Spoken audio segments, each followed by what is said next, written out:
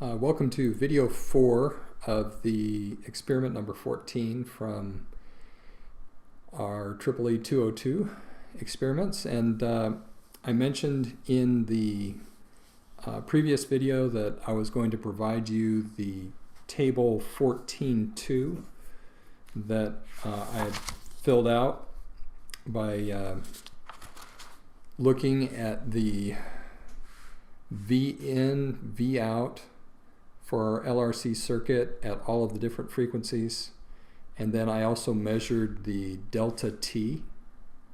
Okay, and I gave you one of the phase angles, so I'm going to be asking for you to go ahead and calculate all the others. One thing I didn't mention in the video was the 500 kilohertz and the 1 megahertz. It was so difficult to try to get a good delta reading. When we got to these higher frequencies, it was just next to impossible, so I went ahead and did an NA. But we did get information that's going to be adequate for us to see resonance and to compare this with the LT SPICE model. So I will go ahead and have this file in the Files section on Canvas. So you ought to be able to bring this up, and I'll leave it in Excel format. Having it in Excel format will actually facilitate doing the calculations on all of these here, and also will help you out in doing the gain rather quickly. Anyway. Okay, let's look at the LT SPICE modeling that you're going to do. So this part of the circuit you should be able to put together pretty easily. We've got 3 different components here. We've got our resistors. We've got them in 3 different places. This is the assumed resistance for the function generator. Okay, we've got our voltage source we haven't put in yet. We'll be doing that here in a minute. But this 50 ohms, assumed 50 ohms, is part of that function generator. We have our inductor, which is modeled by a 1 millihenry inductor in series with a 2.1 ohm resistor. And we actually measured that value. And so this should be pretty accurate to what is actually being used in our model. And then we've got a 10 nanofarad capacitor out here. And this right here was measured as well. This is the resistance that we had as our load. So you ought to be able to put this all together, enter all those values, and then let's go ahead and put in our voltage source. So we go up here to the component signal or symbol and scroll over to voltage,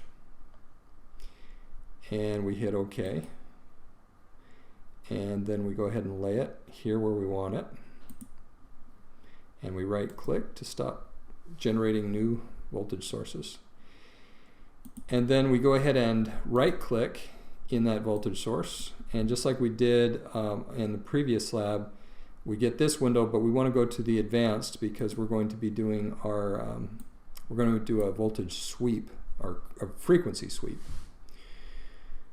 So under functions, we'll leave it as a none. We're actually going to have a small signal analysis done. And so the amplitude on that, it was 12 volts peak to peak. So for purposes of the simulation, you put in a 6 volt amplitude. And there, we're going to say that it has a 0 phase angle for that. Okay, so that's all you need to put in. AC amplitude of 6, phase angle of 0, click OK, and your voltage source now is all set. Okay, and then what you're going to do next is run. So you go up to this symbol right here and click run. And within the edit simulation command, we're going to go to, not transient, we're going to do AC analysis. The type of sweep is a decade sweep. So we'll be sweeping, the scale will be on a decade scale. We're going to do 101 points per decade. I don't know exactly why. That is in the lab write-up, or the lab manual, to use 101 there. It seemed to work fine, so use 101 for the number of points per decade. Start frequency, we're going to be starting at 1,000 hertz, so 1 kilohertz. That's where we started taking data. And although we only went up to 200,000 kilohertz in the data, let's go ahead and we'll get the full, we'll go up to the full 1 megahertz for the simulation. Okay, so I just went ahead and put 1 million in there. Click OK. And so now we have our completed model with it set up to do a frequency sweep. And so now it's just a matter of going in here and probing where we want to look at things. So our output voltage is right here across the resistor R2. And since we've got a ground down here, we can just click right here and it'll give us that waveform. And if you look at it here, we've got a semi-log plot. And so we're measuring from 1 kilohertz to the left here, and then going out to 1 megahertz on the right.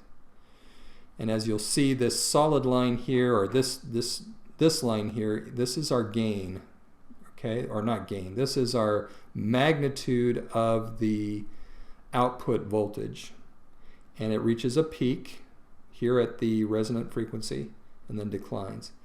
This other plot here, this is our phase angle. So it's giving us not only the magnitude, but the phase angle for the output voltage. Okay, so pretty powerful. It's the Bode plot is what's being provided for us here. Now, we also want to be able to display the input voltage because we're going to be looking at gain as part of this. And the input voltage is not, as you might think, right here at the voltage source. Since our voltage source is modeled to be this ideal AC source with a series resistance, our actual input voltage is here on the other side of that. So when you put the input voltage on the screen, click right there between that 50 ohm resistor and the inductor. And what you'll see is that we actually have a decrease in our input voltage when we get to close to resonance, because we're getting more and more current draw at that point, and that resistor is causing a voltage drop there. One other thing that I wanted to be showing you on this. Now the phase angle here on the input is a little unusual. The lab doesn't ask us really to go in and describe that in detail, but you might want to think about that a little bit and as to why you think that it would have that particular shape. The main phase angle that we'll be talking about is the phase angle here on the output. Now I can go ahead and take the input off. If I right click on the blue legend item out there, it'll give me this box and I can delete the trace. So now we're just back to the V output. And one thing you can do with this is if you right click on that, again you could delete the trace, or here what we can do is actually do our gain. So if you put a / there and then do a VN002 like that and click OK, we've just modified this trace now to where it is the gain, because it is the output divided by VN002, which is the input right here. And what we're finding is that our resonant frequency is very close to 0 dB, which is what we would expect on this filter. But you'll see if you zoom in on it, it actually doesn't make it all the way to 0 dB. See, there's a little gap right there at the top. So between 0 dB, which is this line, and here, it looks like we've got about 200 millidecibels difference. Now if you want to zoom back in, just right click and go to zoom to fit, and it brings it back. And so this plots the gain. This is the magnitude of the gain. This is the phase angle here on that gain. And What we can do also on these plots is we can look at our bandwidth. Now remember, the bandwidth is defined by the point where we're at the half power frequency, and the half power frequency is where the phase angle is at 45 degrees.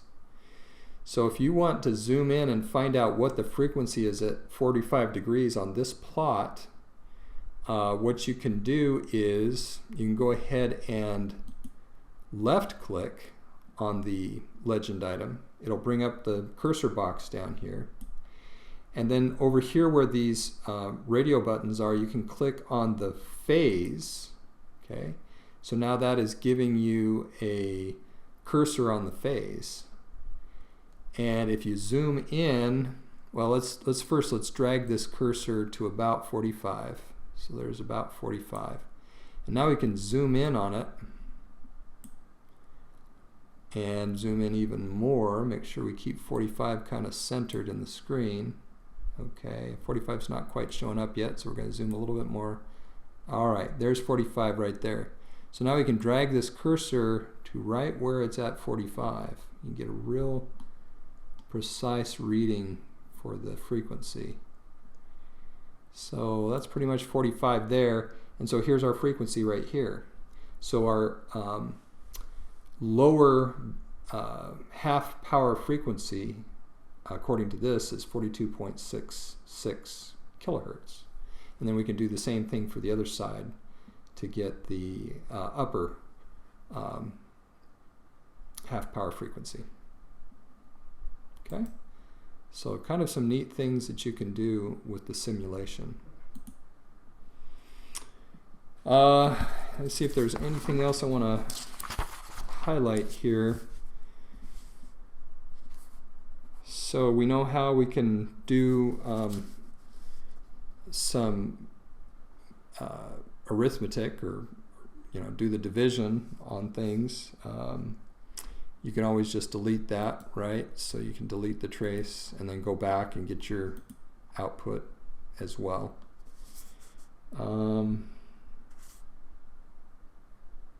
No, I think that's good. I think that provides the information that you need to complete the lab.